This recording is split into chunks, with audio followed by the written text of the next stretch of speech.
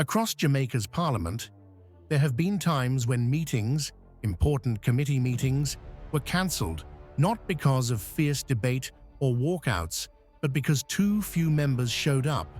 No quorum, no accountability, no progress. And yet, after the September 3, 2025 general election, the country's lawmakers clashed bitterly over who should chair some of those very same committees. The opposition said it's wrong for government members to lead some watchdog bodies.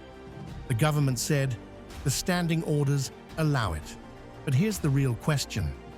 Does it even matter who chairs, if so many seats are sometimes empty when Jamaica's business is supposed to be done? The clash over chairs. At the October 7th sitting, the second since the election, Parliament named its House and Senate committees, complete with their new chairpersons. It should have been routine housekeeping. Instead, it ignited controversy. The opposition accused the government of breaking convention by placing its own members at the helm of key oversight committees, committees meant to scrutinize government spending, policy, and performance. But the leader of government business shot back. Show me where, in the standing orders, it says we can't. And he was right. Technically, there's no written law preventing government members from chairing. But in a democracy like Jamaica's, some of the most important rules are not written. They are respected. The engine room of Parliament. If the chamber is Parliament's stage, then committees are its engine room.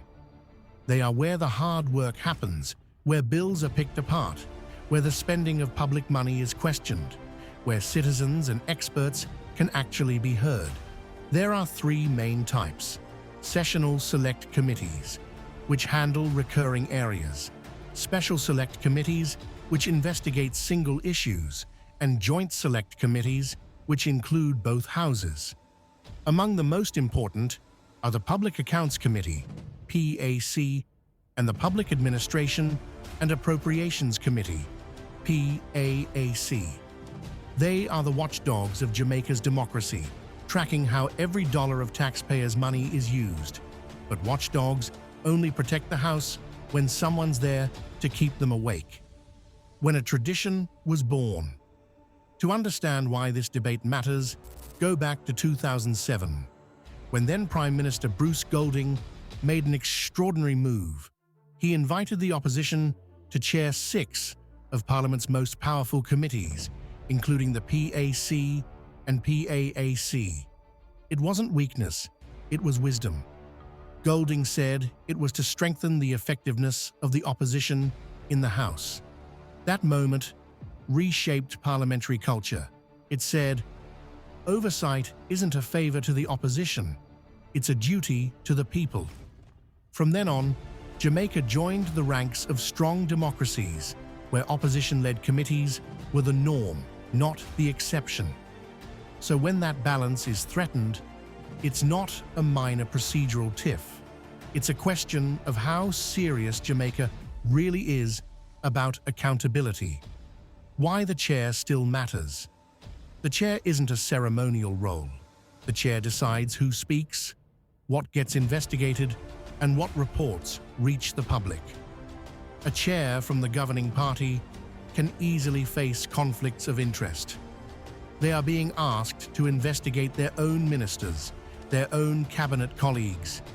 An opposition chair, however, has the freedom to probe without fear of offending the executive. That's why across the Commonwealth, from London to Ottawa, oversight committees like the PAC are always chaired by opposition members. It's considered international best practice.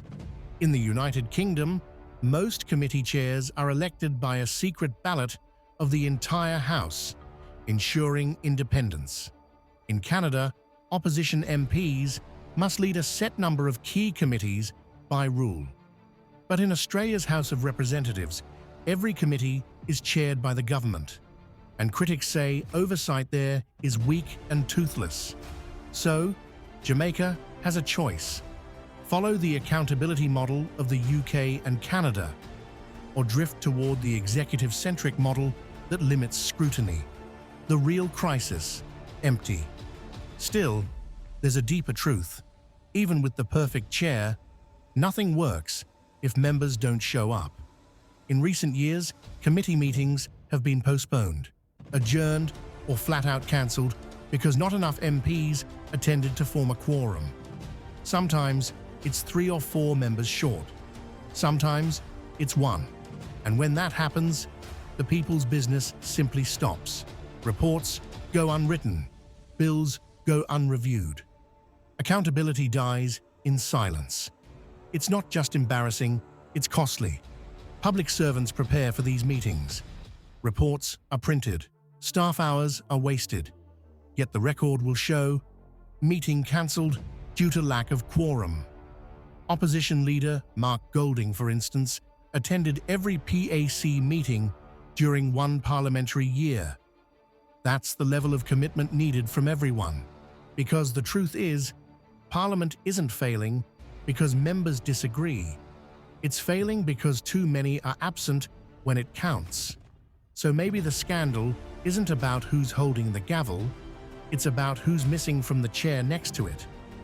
If MPs can't show up to scrutinize billions in taxpayer spending, who exactly are they representing?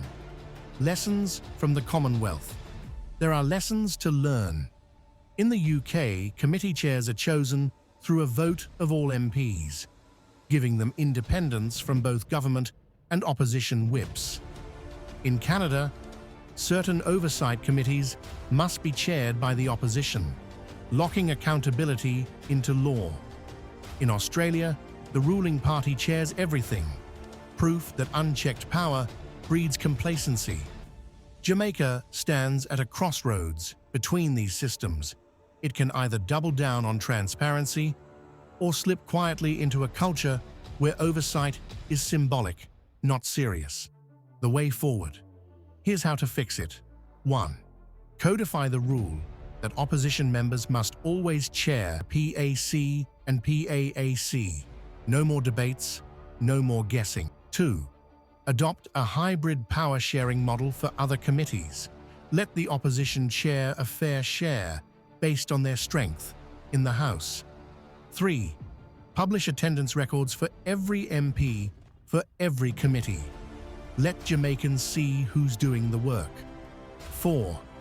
Review and modernize Jamaica's entire committee system with support from the Commonwealth Parliamentary Association so our Parliament can stand beside the best in the world.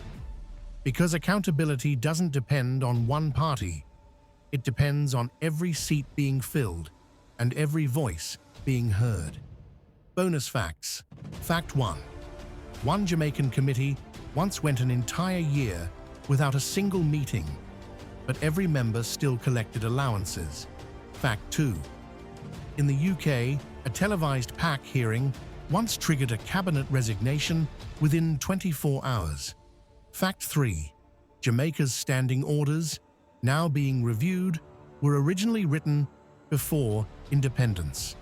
Fact 4. In Canada, opposition-chaired committees have forced ministers to step down after exposing scandals. That's the power of a committee that actually works. At the end of the day, Jamaica's parliament doesn't just need louder debates, it needs fuller chairs, because democracy fails not in the shouting, but in the silence. What do you think matters more? Who chairs or who shows up?